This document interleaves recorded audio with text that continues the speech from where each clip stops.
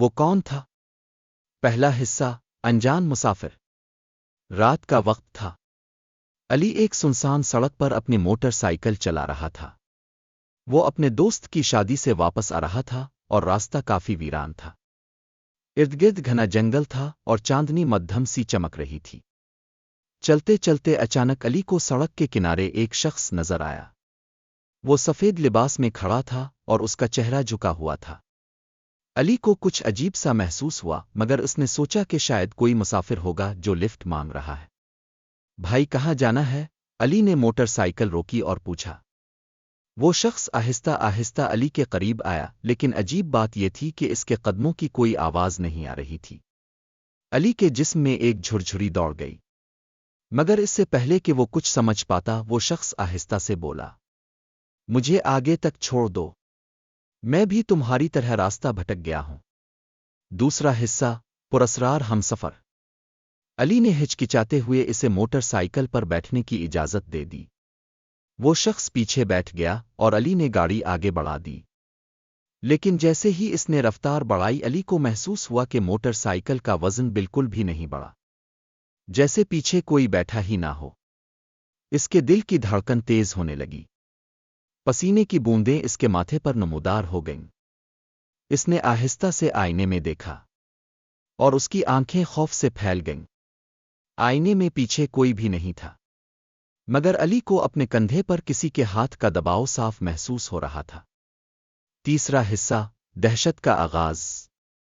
یہ سب میرا وہم ہوگا، علی نے خود کو تسلی دی اور رفتار تیز کر دی۔ مگر تبھی وہ شخص بولا، ڈرائیو احتیاط سے کرو، ہم زیادہ دور نہیں گئے مگر منزل قریب آ رہی ہے۔ اس بار علی نے جھٹکے سے بائک روکی اور پیچھے موڑ کر دیکھا۔ وہ شخص اب بھی وہاں تھا، مگر اس کا چہرہ دھند میں لپٹا ہوا لگ رہا تھا۔ علی کی ہمت جواب دے گئی۔ اس نے جھٹکے سے موٹر سائیکل کو دوبارہ اسٹارٹ کیا اور جتنی تیز چلا سکتا تھا چلانے لگا۔ مگر اچانک پیچھے سے ایک خوفناک چیخ سنائی دی، رک جاؤ، میں نے کہا رک جاؤ۔ چوتھا حصہ، خوفناک انکشاف۔ علی نے نظر انداز کیا اور سپیڈ مزید بڑھا دی، مگر چند لمحے بعد اچانک سڑک کے کنارے ایک قبرستان نمودار ہوا، اور وہی آدمی جو اس کی بائک پر بیٹھا تھا اب سڑک کے کنارے کھڑا تھا۔ اب مزید مت بھاگو، تم میری حد میں آ چکے ہو۔ علی کا پورا جسم سن ہو گیا۔ اس نے موٹر سائیکل موڑنے کی کوشش کی مگر انجن بند ہو گیا۔ وہ شخص آہستہ آہستہ اس کی طرف بڑھنے لگا۔ اس کا چہرہ اب صاف نظر آ رہا تھا اور علی کی روح کانپ گئی۔ چہرہ بالکل سیاہ تھا، آنکھوں کی جگہ دو گہرے گڑھے تھے اور ہونٹوں کی جگہ صرف ایک خونی دراڑ تھی۔ پانچواں حصہ، اختتام۔ ایک نیا آغاز۔ علی نے چیخنے کی کوشش کی مگر آواز اس کے گلے میں ہی گھٹ گئی۔ اچانک ہوا تیز ہو گئی، درختوں کے سائے لمبے ہونے لگے اور وہ آدمی خوفناک قہقہا لگانے لگا، اب تم بھی یہاں رہو گے میری طرح؟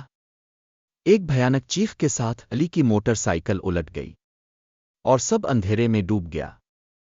اگلی صبح کچھ راہگیر وہاں سے گزرے تو انہیں علی کی بائک گری ہوئی ملی، مگر علی کا کوئی نشان نہیں تھا۔